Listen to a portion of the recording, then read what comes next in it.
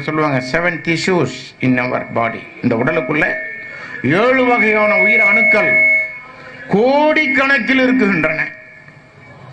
தோல் பகுதியில் ஒரு உயிரணு, ரத்தத்தில் ஒரு உயிரணு, இப்படியாக 7 வகையான உயிரணுக்கள் இந்த உடலின் உள்ளே இருந்து கொண்டிருக்கின்றன. அதனால்தான் உடம்பார் அழியில் உயிரார் அழிவர் என்று பன்மைப்படுத்தி சொன்னார்.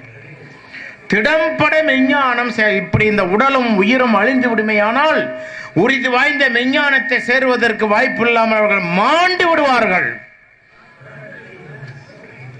இதைத்தான் திருமூலர் சொன்னார். அதை நன்கு உணர்ந்து